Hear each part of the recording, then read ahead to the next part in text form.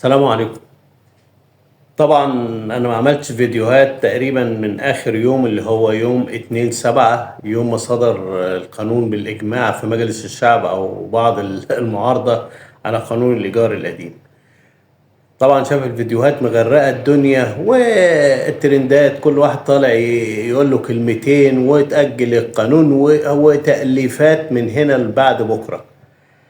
مفيش حاجة صدرت غير القانون صدر زي ما انا قلت لكم في يوم 2/7. كلنا عاملين زي في ماتش مستنيين النتيجة في آخر ثواني. المفروض إن السيد رئيس الجمهورية يرجع حسب الدستور أو يصدق أقصد على القانون خلال 30 يوم، وفاضل على 30 يوم كام يوم يحلوا خلاص، لأن هو هيخلص يوم 1/8 يبقى عدى 30 يوم. أنا النهاردة بسجل يوم 26/7، يبقى فاضل أيام معدودات. لكن هو كده ما رفضش، وعدم رفضه معناها قبوله، ولو ما صدقش يعني ما مضاش على التصديق يبقى القانون هيصبح ساري بمجرد ما خلصوا 30 يوم، حتى لو هو ما مضاش بالتصديق او الرفض. ده حسب الدستور ما بيقول. فنبطل هري والناس اللي طالعه كل شويه بتحاول تكسب ترندات وتكسب كلام. الحكايه مش لعب باعصاب الناس. عارف حاجة كويسة أقولها أو حتى لو وحشة بس يكون مصدرها سليم. أنا مش راضي أتكلم وقاعد أتفرج بقالي فترة بشوف إن الدنيا رايحة فين وجاية منين. لا دلوقتي إحنا مش عارفين الدنيا رايحة فين في موضوع الطرد ومن حسب القانون اللي صدر ده. كل اللي عايز أقوله إحنا بنطلب الرحمة.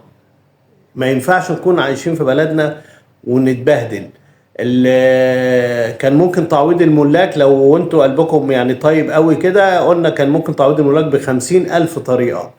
لكن اللي بيحصل ديت يعني كان صعب. قلنا كتير في بعض الناس المحترمين، زي في الأستاذة كانت اسمها داليا عملت قناة يعني مسحتها بعد ما صدر القانون. يأس، عارف اليأس لما بيضرب البني آدم.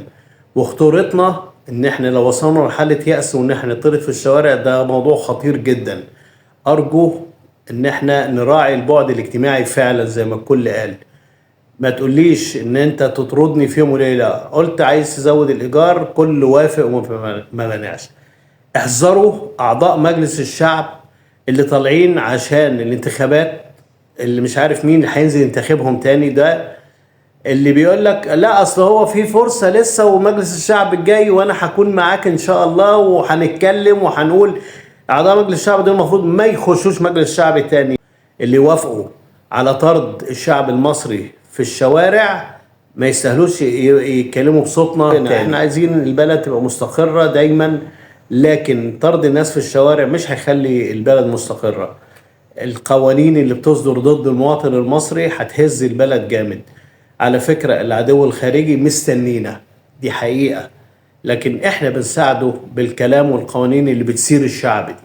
طرد الناس بره بيوتها مش لصالح البلد ولا صالح الفكر ولا اللي صالح حاجات كتير. ناس كلمت كتير، المواضيع كتير، لكن اللي في ايدهم القرار اكنهم ما سمعوش حاجة.